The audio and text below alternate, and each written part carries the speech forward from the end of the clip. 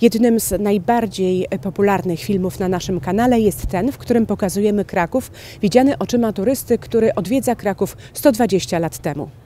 A gdyby tak po raz kolejny odbyć podróż w czasie i przestrzeni i cofnąć się o 90 lat, załóżmy, że jest 1933 rok.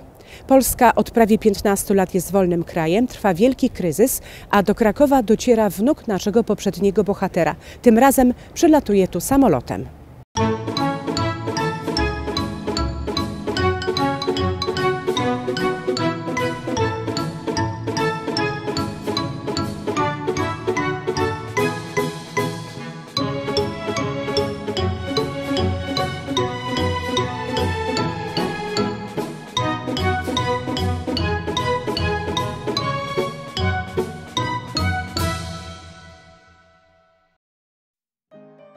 W którym miejscu rozpocznie się jego podróż po międzywojennym Krakowie?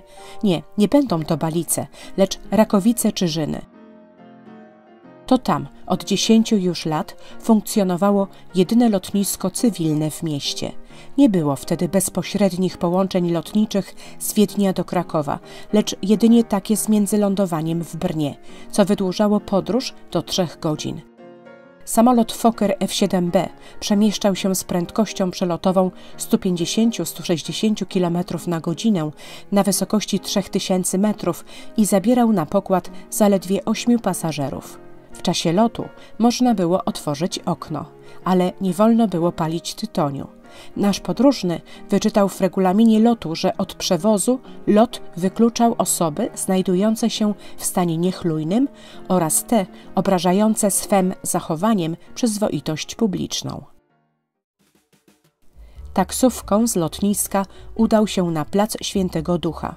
Rzucił okiem na krakowski dworzec autobusowy, tuż obok którego znajdował się jego hotel. Nasz turysta wybrał jeden z najlepszych hoteli ówczesnego Krakowa, hotel Polera. Ponieważ był to jego kolejny przyjazd do Krakowa, tym razem postanowił mniejszą wagę przyłożyć do zabytków, a skupić się na krakowskich lokalach gastronomicznych i nowinkach. Tego popołudnia zdążył jeszcze tylko odwiedzić cukiernię warszawską przy ulicy Floriańskiej 24, znaną z unikalnego wystroju wnętrza. Zbudowano tam bowiem grotę z wodospadem.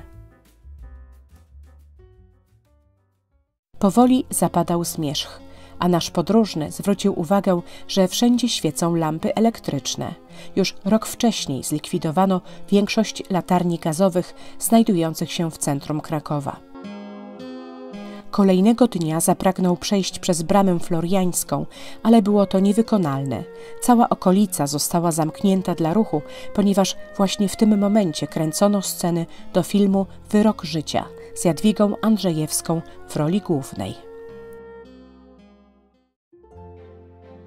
Skoro ta część Starego Miasta była niedostępna, bohater naszej opowieści udał się w przeciwnym kierunku, na Mały Rynek, przez który przeszedł szybkim krokiem, by znaleźć się koło budynku Poczty Głównej i przede wszystkim Pałacu Prasy.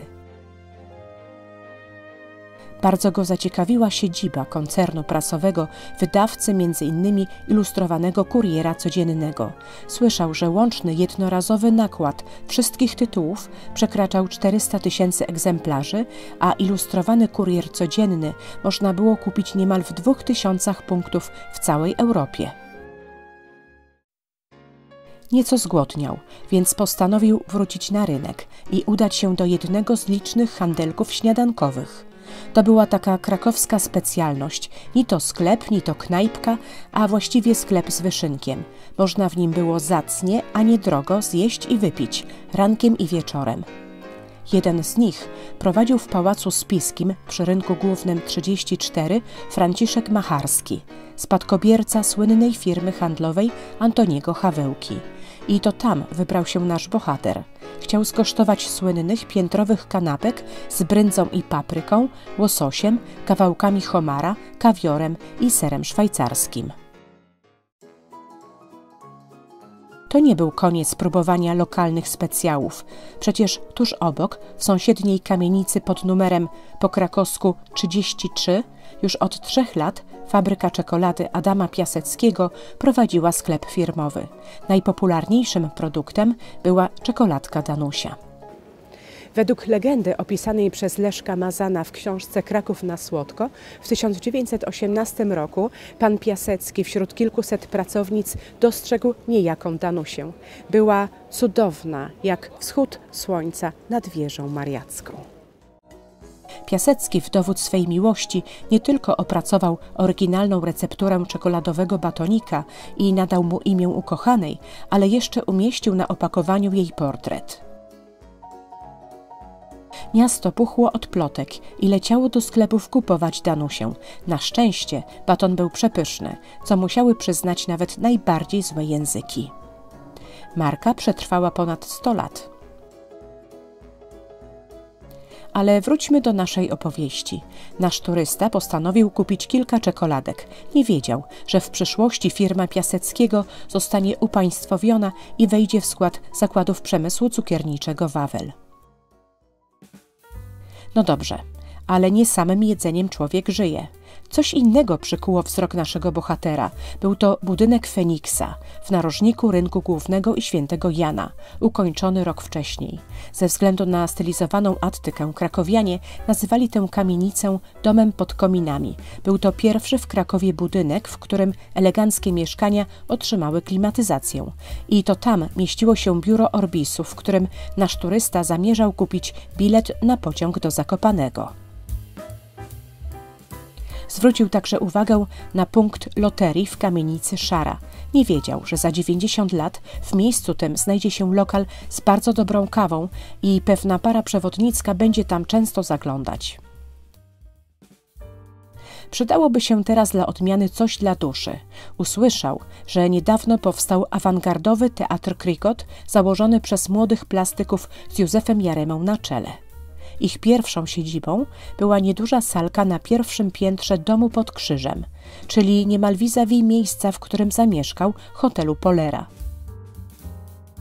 Artyści ci jednak często dyskutowali w kawiarni Esplanada i to tam się udał nasz podróżny. Nie natrafił na nich, za to przez przypadek się dowiedział, że w kawiarni Esplanada odbywają się jedne z pierwszych koncertów muzyki jazzowej w Krakowie i zachwycił go jazz. To prawda. Okres międzywojenny to czas narodzin polskiego jazzu. To tu w Krakowie rozpoczęła się jego historia. Zresztą przyjedźcie do Krakowa latem i odwiedźcie piwnicę pod Baranami. To m.in. tu odbywa się Summer Jazz Festival. Następnie chciał zobaczyć dopiero co otwarty nowy most na Wiśle. Udał się tam pieszo. Nie chciał tracić czasu i czekać na autobus, tym bardziej, że wiedział, że w związku z kryzysem gospodarczym odnotowano znaczny spadek liczby pasażerów i część linii autobusowych uległa likwidacji. Most ten łączył Kazimierz z Podgórzem. Samo Podgórze naszego turystę nie zainteresowało, bowiem przeżywało wyraźny regres. Spojrzał za to na rzekę i płynący nią statek wycieczkowy, na pokładzie którego turyści mogli dotrzeć aż do Sandomierza. Aby częściowo zrekompensować koszty budowy mostu, za korzystanie z niego pobierano opłaty. Nowy most został nazwany imieniem marszałka Piłsudskiego jeszcze za jego życia. To nie była ostatnia nowinka techniczna, która zaintrygowała naszego podróżnego. Chciał popatrzeć na najwyższy wysokościowiec w Krakowie. Dopiero co ukończono jego budowę. Był to kolejny budynek należący do Wiedeńskiego Towarzystwa Ubezpieczeniowego Feniks. Tym razem dotarł na miejsce dorożką konną. Stamtąd udał się na Aleję Trzech Wieszczów. Był to niemalże plac budowy. Miejsce to stało się największym sukcesem urbanistycznym i architektonicznym międzywojennego Krakowa. Zarówno budynek Akademii Górniczej był w budowie, jak i Biblioteki Jagiellońskiej, choć dopiero za rok miały rozpocząć się prace przy budowie Muzeum Narodowego. Jak dobrze, że ludzie mogli tam znaleźć pracę, pomyślał. Przecież trwał kryzys, a jego głównym skutkiem stało się bezrobocie. Być w Krakowie i nie pójść na Wawel? To wprost nie wypada.